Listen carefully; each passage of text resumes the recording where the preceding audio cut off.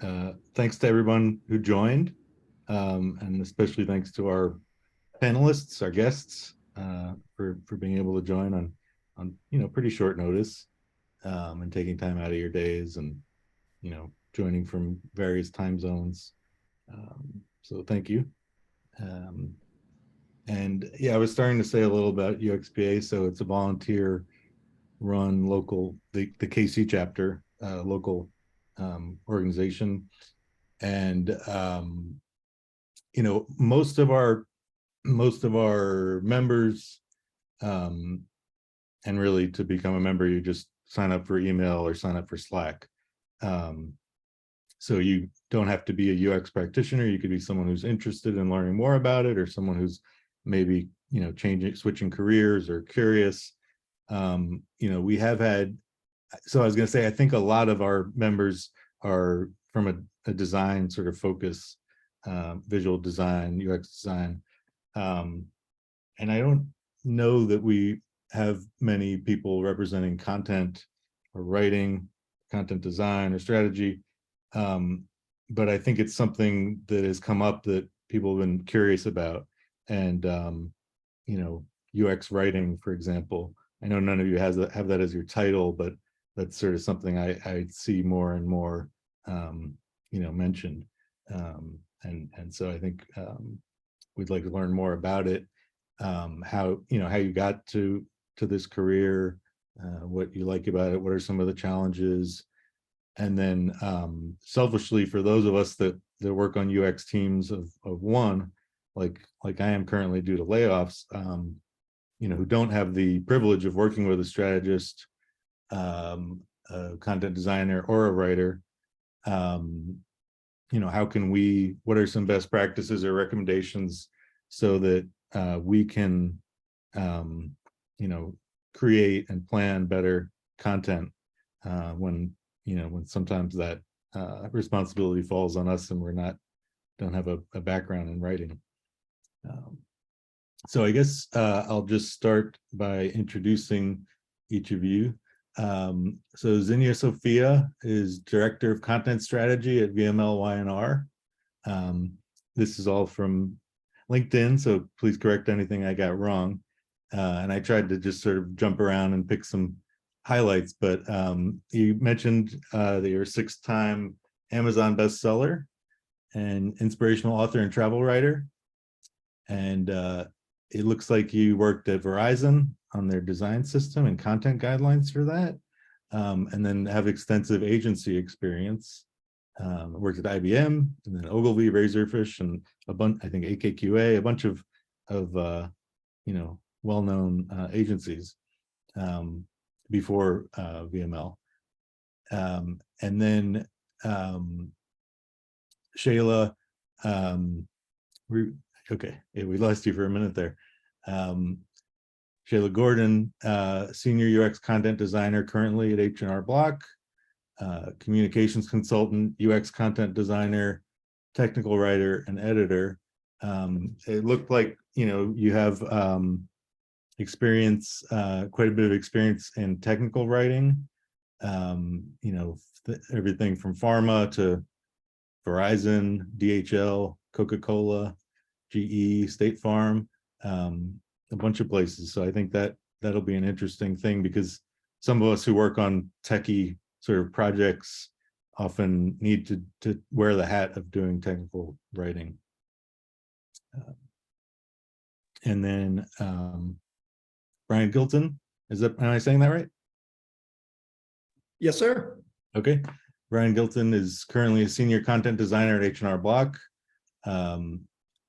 Before that, worked at Intuit, Dropbox, Wells Fargo, a bunch of places. And it looks like maybe you started, or at least earlier in your career, where we did quite a bit of journalism, working on publications and newspapers. And then last but not least, Adam Rodenberger. Did I get that right this time?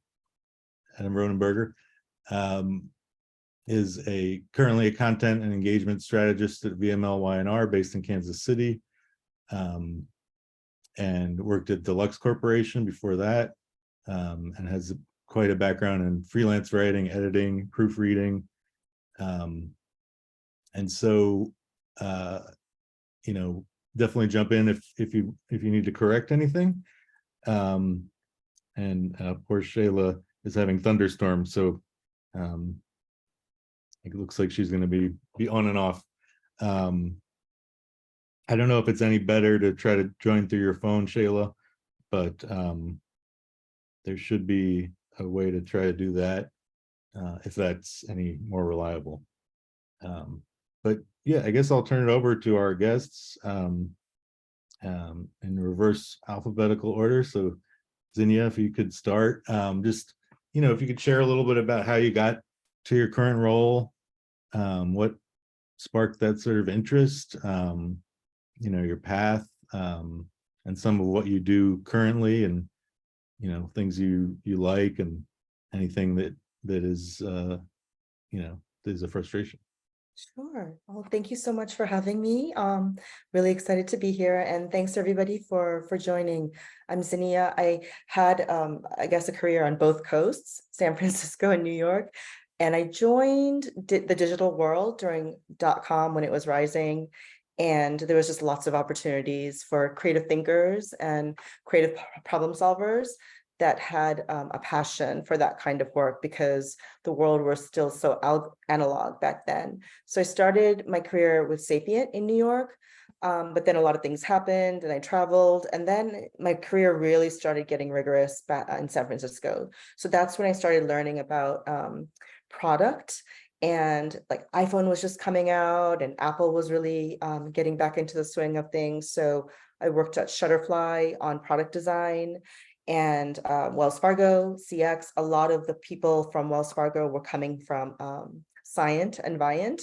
So a lot of those big .com agencies that were losing people after just, you know, the crash and burn cycles back then, they were going in-house. And so they brought all their knowledge of consulting and rigorous process, and they brought it into Wells Fargo, and they brought that design leadership. So I got to learn hands-on with these awesome folks, and I continued my journey to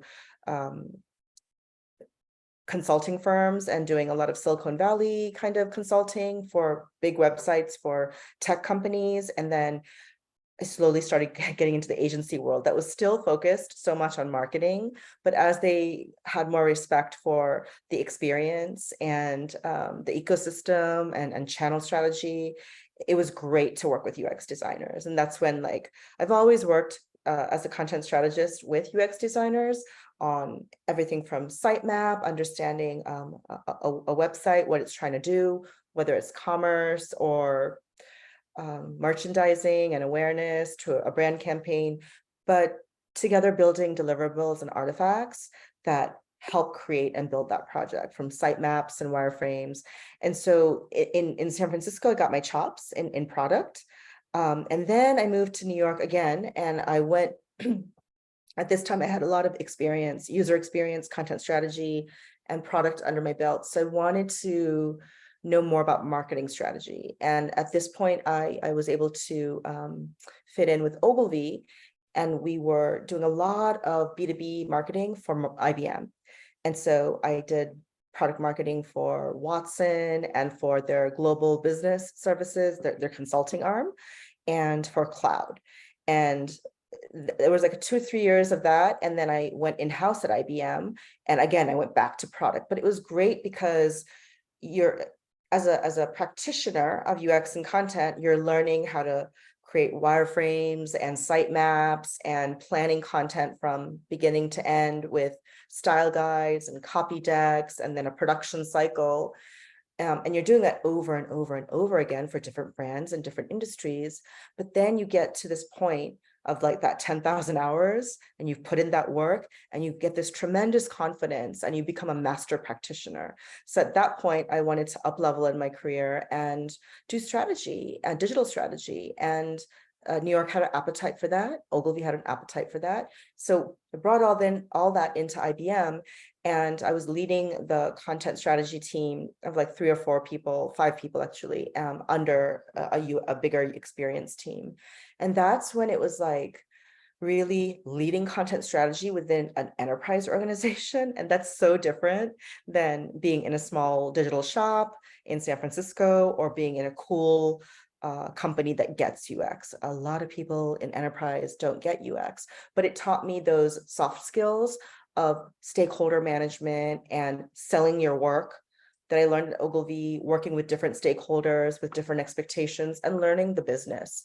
So now I'm at VMLY&R after IBM and Verizon, and I don't want to like keep going and not give people a chance, but like design systems was really coming through. And so at IBM and Verizon, I was doing a lot of design work, content design work with UXers and plugging that back into the design system. So making page designs, patterns that could scale across the enterprise, but then putting that back into Carbon or at Verizon, the Verizon design system. So I think like one of the things that really helped me in my career as a content strategist working with UX designers is becoming a design system thinker, a systems thinker. Once you start doing that, you really understand the business a little bit better. And it's something that VML/Y&R really needs and wants across their enterprise clients. So that's kind of been my journey. I hope that wasn't too long-winded, but that's kind of where I'm at right now. No, that's pretty fascinating. Thanks for sharing. And to kind of give a sort of an agenda, after we hear a little bit more about each of the guests, we're gonna talk more specific and have some questions, and also open it up to those of you that have questions who are joining. So that being said, Shayla, if your connection is good, I would ask the same question sort of you, just talk about how you got here and what you're doing now. Sure. Can you hear me first of all? Yes. Okay. All right. I'll probably try to keep this quick because I am sitting in the dark on my phone. Yeah, I think I had a different background on how I came to UX, but I did start out in the communication space, tech writing. Did over a decade of tech writing / instructional design work. I've always been in some sort of role where I've had to communicate and instruct people. So I've also been an adjunct instructor for the now defunct Ashford University. I think it's now Purdue Online. So I've done that. And, as you pointed out, working for various companies as a tech writer. And tech writer, it means a lot of things to, different places. So, tech writing can be anything from, writing manuals or, writing courses or content, or, just, writing content for a website or, an intranet or something like that. So I've done all of that type of work. But how I got to UX was, really interesting because I was tech writing, developing the coursework for Google's UX design certification. And so that's how I learned. That's how I learned about UX, and I was intrigued because I had to interview these subject matter experts about the field, and had to turn that into coursework and questions and things like that for an evaluation. So the more I got into that, the more, I was really interested in, moving towards, UX writing. And thankfully, I was able to get on with H&R Block as a contractor, and worked worked with that for about a year, and then I was converted to, a permanent and promoted to a senior content designer. So, very, very happy about the journey here.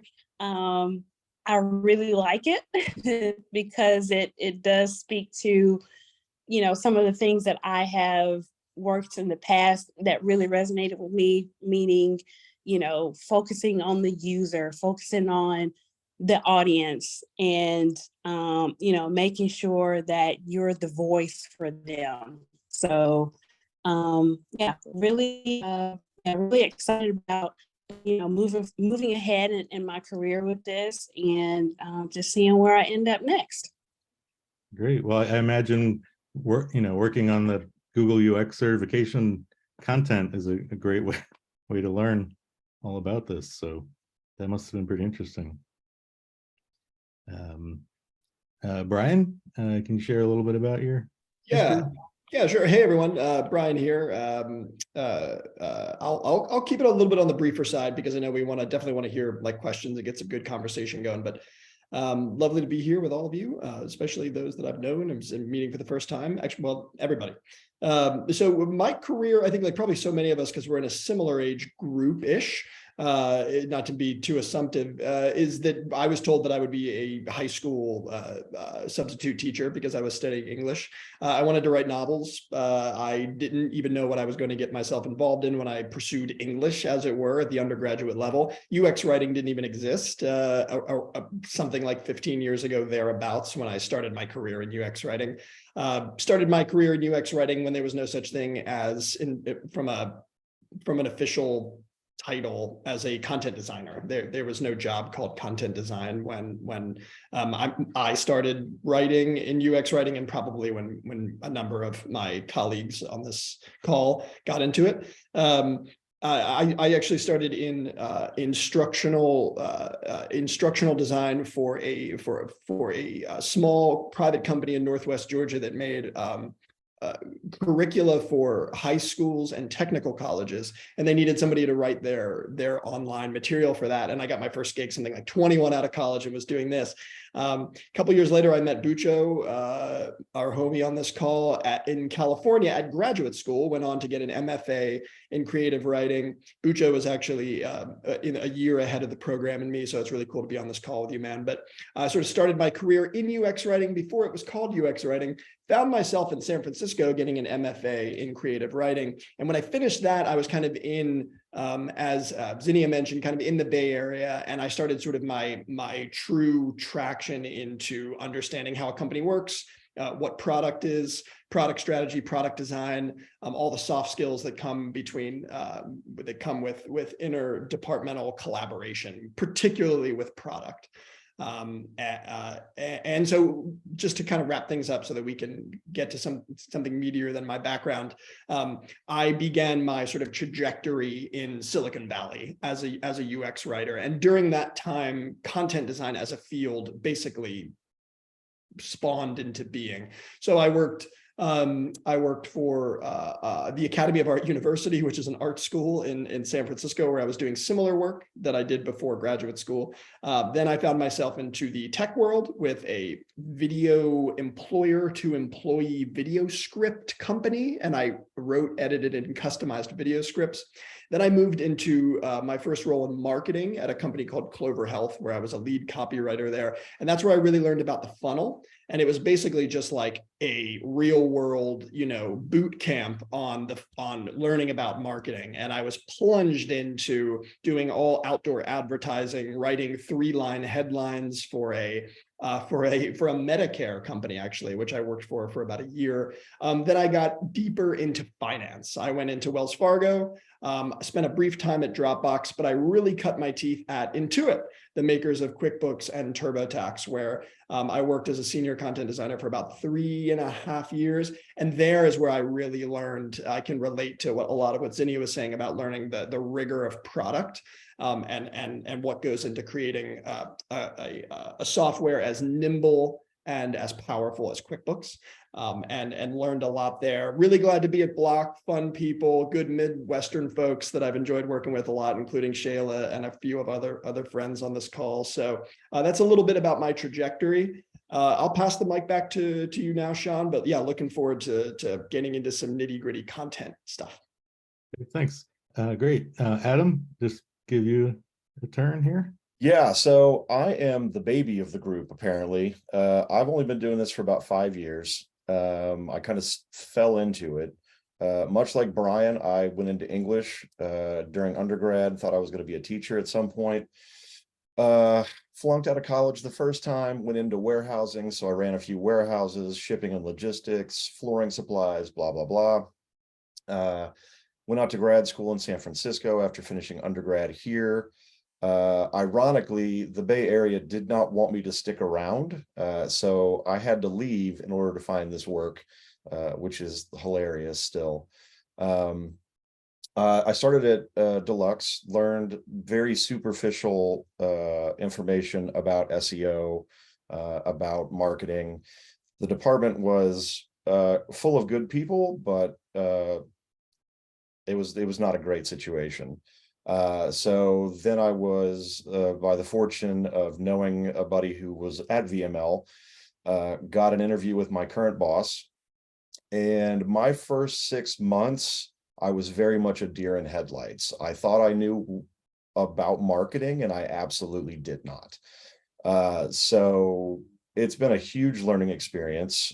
Started off as a contractor for the first 2.5, 3 years. Became a full-timer last year or the year before.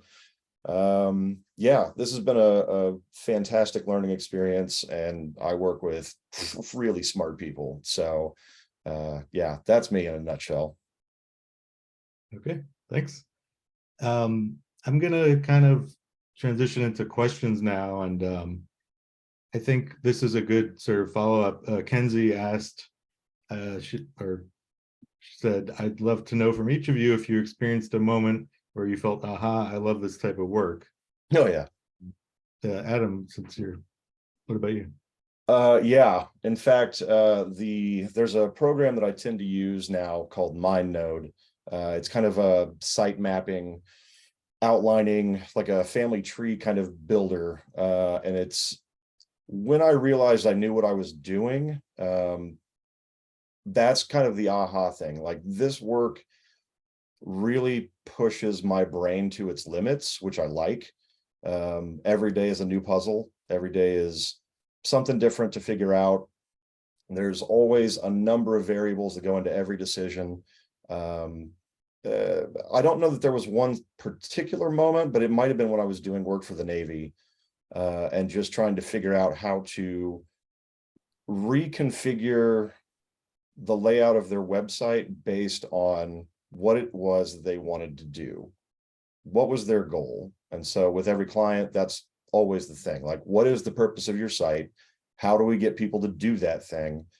And when I realized like how much power you have when you offer up suggestions to just completely reorganize somebody's site, that's a big deal.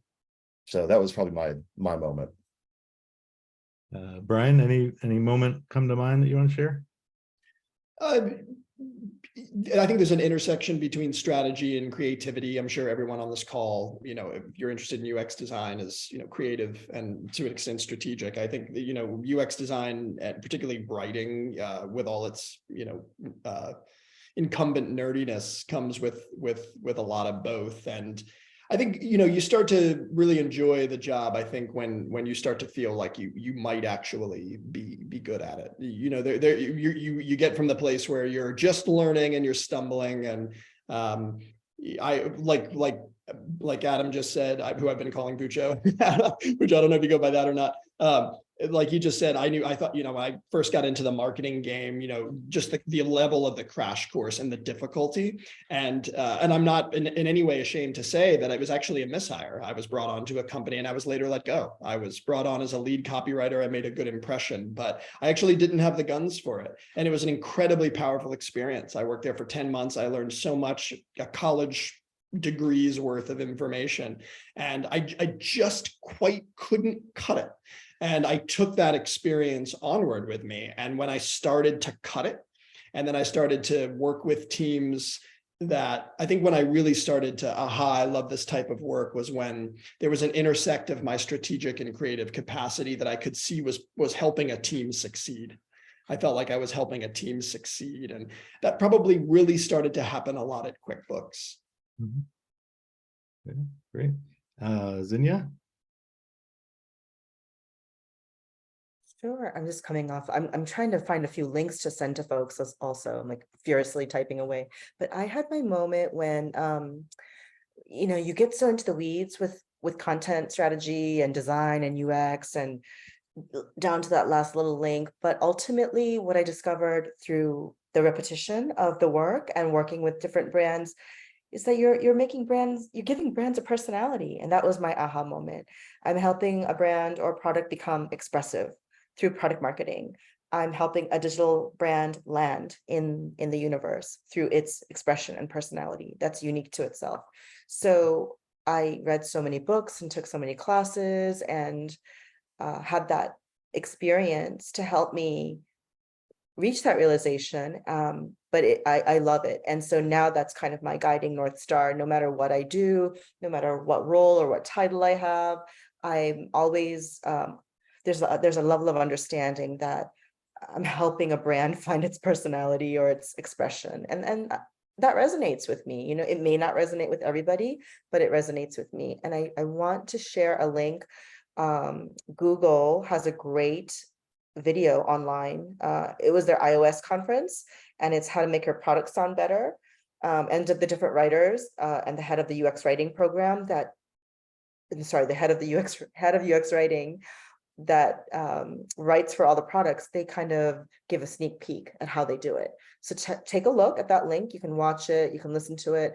And then another thing, I know a lot of the folks on this call say, like, there was no school for this. We just learned we got our hands dirty and that's how we learned. But now there are brilliant people out there that make classes and certifications. So there's a place called the UX Content Collective. If you're ever in a peach and a pickle and you need to do things quickly and you don't have a team, they have great resources, newsletters, blogs, and classes where you can learn content strategy. And many of the things I'm saying, like they have a brand voice and tone lab, they have UX writing, they have technical writing. And even if your company has budget to like pay for your training, that's a good place to expand your toolkit with UX and content strategy. Thank you. I really appreciate you sending that link. And looks like Shayla also is a fan of UX Content Collective. Shayla, I'll just, it goes without saying, if we lose you, we'll just hope that you can rejoin, but understand that you're dealing with storms. It got nasty. Yeah, it got nasty really quickly here. So again, my apologies. I am still in the dark. But to go back to Kenzie's question about my aha moment, I would say, I think it was just most recent in working with our Spruce team. Spruce, which is our mobile banking app that we rolled out almost 2 years ago. And just working with that team and working on something that's so new. And we actually had the opportunity to really put our stamp on it as a design team. And also like really take some chances and really, connect with our users, which is which would be the financially the financial oh my gosh, my mind is going blank. the vulnerable, and being able to develop a product that's going to help them be better with their finances. I think that's what drew me in, because this topics like taxes and finances are really complex and scary and can cause a lot of anxiety. So being able to be on a team to ultimately help ease some of that anxiety because is really is like, wow, you know, I'm stuck. Like, I don't want to go anywhere. I just want to continue to develop in this and make it even better with each iteration. I will say I'd like to add, like, I'm currently working on 2 client accounts that are charities. One of them is Brains for the Cure. They deal with brain cancer, and the other one is Ford Fund, where they dispense money out to different grantees. Like, when you are able to do work for people who are doing good, it makes the work that much more fun. Like, I don't know how to explain it better than that. It's just when you're working with good people, the work is good. It's always fun. And that's always helpful. Yeah. And Adam or Brian, did you guys have any links or books or anything to recommend those of us who want to continue learning more about this? Where to start? Not links or books. I did not read a lot of books. I got recommended a lot of them, but I never got to them.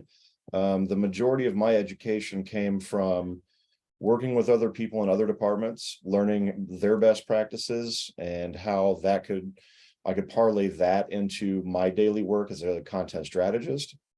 We work really closely with our discoverability and SEO people, so getting to know best practices there helps me make sure that I'm understanding UX correctly. Like, if I can think about both of those and make sure that I'm sending a user through a website properly through the right funnel to convert them the way that the client wants or that we're supposed to do. If you take all that information in, that was my learning experience. It was just an onslaught for a couple of years. And so I'm still learning. Like, everybody in my department knows more than I do. And it's great because I'm always learning something from them. So, yeah. Yeah, no specific like links or documents that I brought with me per se. I recently gave a talk at my content team at Block on some skill sets for up-leveling content and not only up-leveling content, but up-leveling the caliber of your product design team and how one can model individual skill sets in order to up-level their overall design culture. And I've got sort of bullets sort of set aside that I could speak to some of those. And I can give a quick preview to that. I think one of my primary content tips when it comes to specifically content as a practice, although you could also easily apply it to any modicum of design, is I think and I've got a number of these that I could get into, but one of the ones that comes to mind first and foremost is related to the 80-20 rule and related to perfectionism and ownership and attachment to work. One particular recommendation that I've learned through 15 years of doing this is that as writers or artists, we no doubt face the challenge we face the responsibility to be the one that delivers the finished product. As a writer, there's a certain amount of ego involved. There's also a certain amount of goodwill involved about, like, I have to be the one who writes the sentence, or I have to be the one who ultimately finds the way to frame this content in the way that it is shipped. And what I've found ultimately is that that's not true, and that actually our role as maybe even designers, but I know I think about this as a content designer all the time, is to be the steward of good content, not the decider. And what I mean by that is lean on internal resources inside of your org. Lean heavily into your peer review partners. Lean heavily into your fellow writers and designers. I consider the peer review process to be not a nice to have, but I consider it to be an absolute requirement of my design process. We have to deliver content in a very condensed period of time. I'm sure others of you are creative writers. I'm a creative writer. It took me 15 years to write the novel that I finally got into a finished state. And we don't have 15 years in the product design world. We have like 15 hours. And so it's not our role. We can dispel ourselves of the weight of feeling like we need to be the one who writes it we might be the one who writes it. But I think one major lesson that I wanted to share today was this learning that took me a long time to find through experience, which is be the steward of good design, be the steward of good content. Your job is to get it there, but you don't have to be the final scribe. We have a lot of great questions in the chat. I had to put my glasses on because I can't read that small of a type, but I've been answering people's questions. I think Darian asked about collaboration between UI designers and content strategists, and there's so many great YouTube videos. I was just like, you know, put the search in the Google, but I also put links into IDEO's design courses and design thinking. They have great tools that are free, and they also have some paid courses. And then I also put in IBM Enterprise Design Thinking. That's free. So you can take their practitioner, and I think up to coach for free. That's a great place. At the enterprise level, you have to collaborate because there's just so many people involved, and you're not going to be just a one man, one woman, one person team. You will be thrust into a sea of, you know, technical people, business people, stakeholders, senior VPs. So check out those classes. I'm also just answering Kenzie's question. I think she asked something about how to, going up in the chat. Any general advice? Oh, that was Darian's. Okay, where's Kenzie? Oh my gosh, I can't find it. So she asked, how do you defend your work? And how do you make sure people value your work? And that's something I'm very passionate about, because as creatives, sometimes we hide, or sometimes we get attached. I think Brian was just saying that, right? You get attached to our work. And one of the things that we can do is have confidence in ourselves, right? And confidence in the work. And that takes that 10,000 hours I was telling you about. And it just takes practice and repetition, like any good musician or violinist or singer. But one thing you can do to help people value your work is to socialize it without it being perfect. So break any perfectionist attitudes you might have towards the work. It's not perfect. And becoming an influencer, going from that practitioner level to being a leader. And you don't have to be a director in your title. You can be a content lead, a senior content strategist, a senior UX designer. I don't believe in the title. I believe in the leadership skill. And so as you're mastering those practitioner skills, you want to also lead through storytelling. If you can tell a good story, if you can put your ideas in a document, whether that's a deck or Miro or Figma, but tell a beautiful story. Lay out how you went from this to here, from challenged, and it's not a case study, but just understanding the problem and how to get to the solution quickly. At Ogilvy, they were like, you know, I would do these 40-page decks and slides. Here's all my great thinking. They're like, yep, that's going into the appendix. Can you tell your story in 3 slides? So I had to get really good at telling my story to executives in 3 slides, because they don't have time to listen to all that. It's good to put your thinking in an appendix always, so that when that deck circulates within clients or within your organization, your name and your rigorous thinking is there. But in 3 or 4 slides, if you can start communicating your ideas and socializing that and being able to quickly summarize and communicate, that will add tremendous value to your work, because it not only shows that you have rigor and that you understand the problem and the solution, but that you can communicate it to the people who need to apply it within their industry or in their product or business ecosystem. So getting really good at documenting your work, selling your work, and communicating your work will show that people will value your work. Does that answer your question? You can put it in the chat if you want. Yeah, and by the way, the floor is open. Kenzie, if you want to, you know, anyone wants to unmute themselves. Yes, I've been driving, and so it's been a little loud with traffic, but absolutely. Thank you so much for that very unfiltered, honest response. I think what you mentioned about, and I put it in the chat, but it's really powerful to not lean on titles, but to lean on leadership skills. And there's such a difference between being a boss and being a leader. And I think that you responded so gracefully to my question. So I appreciate it. Oh, you're welcome. And there's such great resources. I'm going to try to find some more of those leadership resources.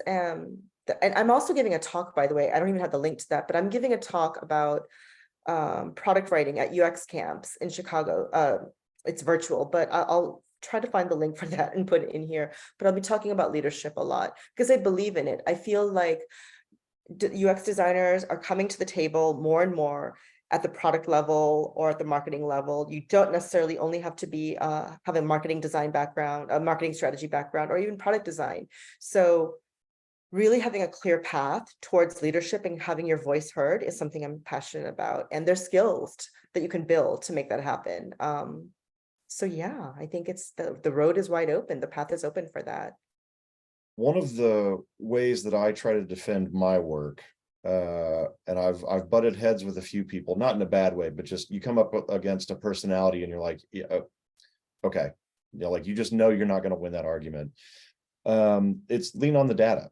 You know, when we assess a site's health, you know, we make sure that we're gauging all the metrics. How long are people staying on the page? Where are they coming from? Where are they going?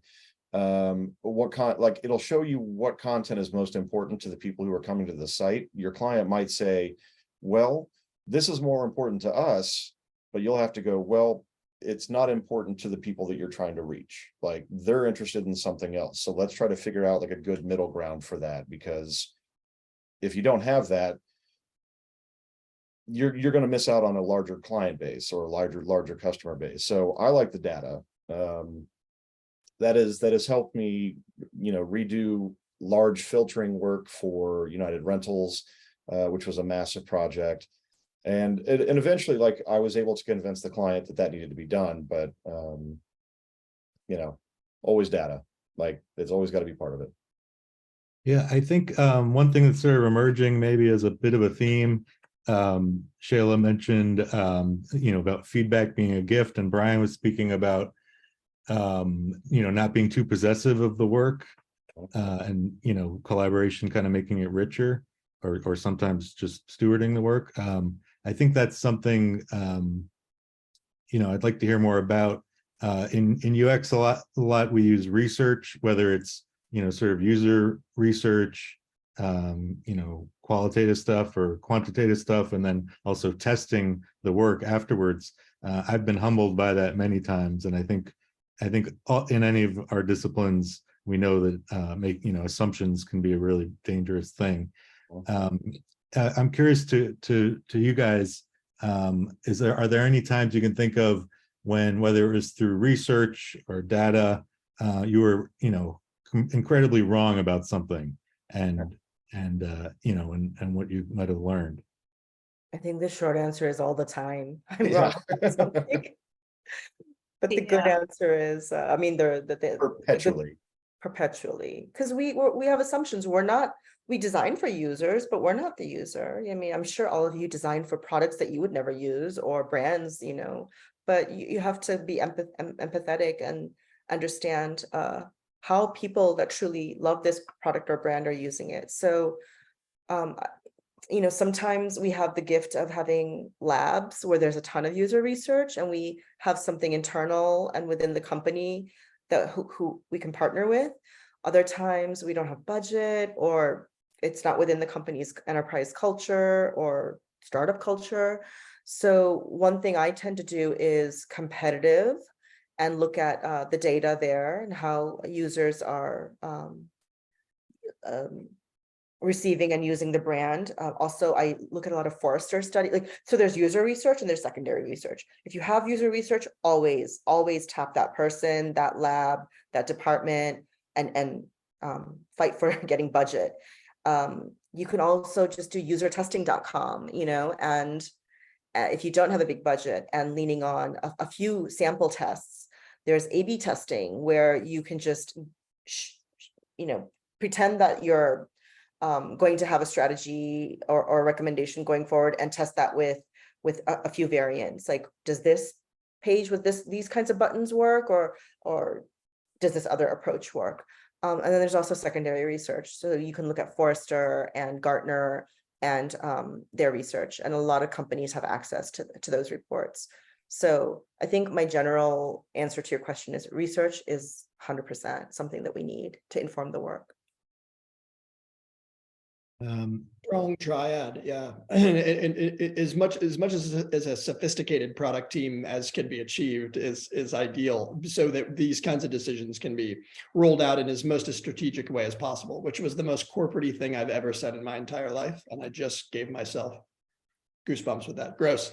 But basically what I mean by that is that, you know, I've worked in really, really small organizations with basically no product rigor and very little product sophistication. And then I've worked at like one of the most powerful, colossal giants on the planet, Intuit. So when you live inside of these two different worlds, you really see sophistication or maturity versus what's not there yet. And it really makes you appreciate and then later advocate for those companies that you work for that maybe aren't as sophisticated, how to become more sophisticated. And that's another kind of aha moment I've experienced, because the current organization I work at, I love.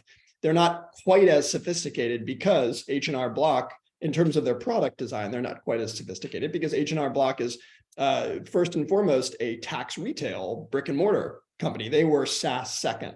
So it was really interesting to come into Block and try to contribute to a team that was continuously growing in their product design sophistication. So I feel like I'm using a lot of buzzwords, but basically what I mean to say is that if you have a really tight triad, by that I mean engineering, design, and product, and you understand a really strong testing strategy. And, you know, as Zinnia was just saying, you know, there's many different ways to test, but these things, while sure, sometimes you're falling and you're discovering through failure and all that, you're always doing that. As much as you can fortify and create guardrails through that strong triad product team, the more successful you'll be. I just wanted to give everyone who's on the call a chance. If you have a question that you want to ask in person, please feel free. And if not, that's okay too. We have a few other questions. I just wanted to add to the research, to the defending the work. I put a link in. If you Google how to defend your design, you will see many other colleagues around the world have the same issue, and they've written blogs and they've written case studies. And I think that's really interesting that we share in this very universal human challenge of, I'm passionately producing something that's going to solve your problem. Why don't you get it? So I think people have different ideas around that. So definitely take a look at that article and Google it. But the other thing I do, this is a tactic, if any of you guys are interested, but it's called a prioritization like slide. And I wish I had my work computer to just pop that up. But if you ever get into, like, we just actually, this is a great question from Kenzie, because we just went through a exercise with a client. We showed all of our recommendations. We showed the competitive, and we showed our industry standard best recommendations. And he was like, still not convinced, the marketing higher up. And he's like, well, where's the data? Back to many of you, and you were bringing that up, but they didn't really have data. So they're, we suggested having a testing plan like Sprig, where they're having surveys or looking at their A/B testing. But another thing I did was I literally went around and asked their tech team, is this recommendation mobile first? Is it valid for mobile design? Do we have A/B testing and supporting data for it? What is the level of effort for UX, for designers? So you are not only showing that you know your solution, but does it fit into their business need? That's another way you can defend the work, is prioritizing it for them, basically. So it's like, I know that's a little bit above and beyond going outside your UX chops, but that is a skill that helps you get into that leadership role. It's like, yes, this is a great design competitively. Does it have data? How much tech readiness and functionality is required? Is it expensive? What's the UX, feasibility of it? Is it low-hanging fruit? Is it medium to easy to build? Is it not good at all? So that's another tactic I think you can do to defend your work. Is there anything that comes to mind for, and I know we're running short on time, we can certainly go a little past 6 if people are interested and if people are able. But for someone who really doesn't, who's never worked with a content strategist or designer, who's maybe a student who's working on self-generated projects, and they have to create content. Anything that we can take away from this that would be helpful, just as sort of guiding principles. One that comes to mind is everyone says nobody reads copy, and I don't know if that's true, but certainly people are, do not have a ton of time. For me, and if I could, I'm going to show my screen real quick because I've got some ideas that have helped me. I try to treat myself like an idiot when I go into a website for the first time. Like I try to imagine that I don't know anything about what I do for a living. And so it's not going to let me share. Okay. That's fine. So what I do is, I'll see if I can throw these up into the chat. So at the end of this MindNode program, what I'll do is, I will go into the site and I will manually click on the global navigation. I will click on every aspect of the global navigation. I will map it out physically. This lets me know, like, number one, how the site is laid out. But number two, it gives me a visual of the logic of the site. And does it make sense? Like, if this site is supposed to give me this, is it easy for me to find this information? Can I get from point A to point Z quickly and in a logical way? If not, how do I make that better? It's a very simple, like it's a simplification, but that's really all we're doing. And so I do that with every project starting out. Like, it helps me learn the site, helps me learn the logic of the site, and then it helps me find all of the problems. For instance, Ford Fund, when I did this for them, their site is, every web page is an orphan page. Like, nothing has a structure. There's no secondary, well, there's a bunch of secondary parts of the URL structure. There's no tertiary, like nothing's connected. So it's very hard to find the things that we need to find, the content we need to serve up to the users who come to the site. So that's what we're currently doing now. And so that's the thing that I do. And that is super, super helpful. Let's see. I love that answer. Let's see if this is going to work. Okay, great.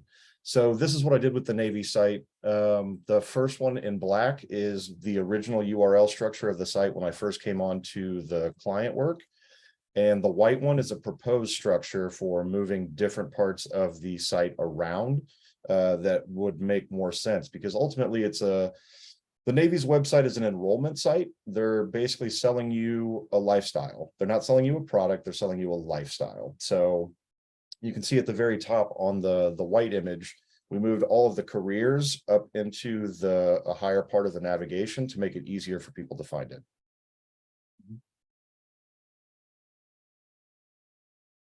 I like how you touched on IA.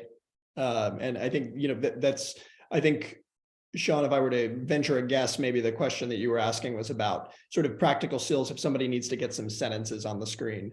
And I like very much how we went deeper with your answer, Adam, into like another big part of the structural work of a content strategist. And so much of writing is structure. We've all heard so many writers say this, but I think once I know what the structure of a given piece is going to be, it's something like 90% of writing, and then the rest you're sort of told what to do once you know the structure. Yep. By way of like practical tips in terms of like that more superficial level or the more iceberg level, if you will, because Adam went really deep here and this is extremely important and I'm glad it came up. I would say something like at the line level, I think we want to be thinking about, if you want to get something done on the line level to like UX partners who need to turn out some sentences, it's always great to just go ahead and root yourself in the customer problem that's being solved. So speak to that problem. So if I'm trying to enroll in a Navy website, the content should be guiding me towards solving that problem. So one of the ways we think about that is the customer problem paradigm. What problem is a given design working to solve? So not to be too corporate-y, jargony, a very good like catch-all for what do I write here? How do I make this sentence work? Is benefit, value. Where am I headed with this piece? Speak to why I should be engaged in this. Don't tell me this is great, use it. Tell me the reason why it's great, which will enact me. Now that is an oversimplification of the work we do at the line level, but that's kind of like a hang your hat on. We look at benefit. What is the benefit? Get me to engage with this. That's what makes copy move on the page as opposed to sit static. Thank you. I almost don't want to ask this now, but one of the questions I had, and it's maybe a can of worms, and you can say pass, but we hear a lot about AI, and You were gonna go there. yeah, we don't have to go. We can leave it as a TBD, but I've been finding Chat GPT, as I don't work with a copywriter. I find it very helpful to just sort of not be staring at a blank page, to quickly create ideas, possible directions. And to be frank, I used it to come up with some questions. So any thoughts on that? And I know it's a big one. That's a big can of worms, Sean. Oh, yeah. I mean, from a creative standpoint, I mean, you and I both know, like musically, like I've already heard songs put together that are utilizing the voice of like Eminem, and he's not actually doing the rapping on it. Like that's very problematic for me. But using AI as a kind of springboard to get to something that you actually create the majority of yourself, I don't have a problem with that. I think that's completely valid. I think it makes total sense. I think it's situational for me. Anyone else want to weigh in? Yeah, I mean, I would say, yeah, I definitely echo that. Don't use it as your gospel for writing, but use it as a tool. What it's intended for as a tool to kind of help you at least get started. But yeah, definitely you have to pay attention to things like voice and tone. Is it accurate? Is it, factual, the information that it's given out, like, I wouldn't, like I said, I wouldn't take it for gospel, but yeah, I think it's definitely a powerful tool to kind of help speed up some things in the process. Things like, writing research questions or, some springboard content for, brainstorming, copy for a page or a layout or something like that. So I think that's where I am with AI for now. But yeah, there have been instances where, we've had some AI responses to things, and I would look at it and I'll just go through and edit it based on, the humanness of it, giving it that human voice and tone. So I say that to say that AI should not replace writers and content designers and and designers as a whole. Like it really should be a tool. Otherwise, you'll end up with all kinds of craziness on your products. I really love what Shayla just shared because it resonates with me, and that AI is great for searching and brainstorming ideas and outlining ideas, but you can teach it your brand and voice, right? And you can teach the machine how to help with time and efficiency, but it's still the human that allows that creativity. And I feel that each individual has their own life experience and their own voice that needs to be layered on top of that. So you can test editorial in different markets if you want speed and efficiency. You still have to prompt it, right? You still have to have amazing page prompts and show the machine the brand voice and style that you want to differentiate. And it's not good. Like the better your writing is, the better the output of the AI will be. And also for visual creation, it's great for speed, quick curation and creation of a finished product, faster curation, but you still need to set up what you're looking for, right? So it's super helpful to editing imagery, retouching, cropping, removing removing watermarks, that kind of thing. So there's always going to be a need for human creativity and the nuanced experience and the individual experience, but AI helps companies who have to like produce tons and tons of content and help them create outlines quickly and brainstorm quickly and edit quickly and curate quickly. So there's value, but it shouldn't take over everything. Mhm. Yeah, thanks. I guess we can close up now. I know people have other things to do and lives to get back to. Want to thank you all again for joining, and thank everyone that was able to tune in. And some people have asked about a recording. I will post that and share that with everyone in the next few days, but it will be posted. I think we usually post it to our YouTube. Yeah, everyone will be able to share this. And yeah, I thanks for the resources for those of us that want to continue learning more about this. And yeah, that was really interesting and helpful. So thank you all. Thank you so much. Thanks, Sean. What a great group, great questions, and thanks so much. Had a blast with you all. Yes, this is great, despite the fact that I was in the dark. Hope that's over soon. Oh, yeah, yeah. Hopefully we'll get some power. I hope it doesn't take 4 days, but And yes. I We'll guess get some I'd power love to back, end but on a, It's sorry. been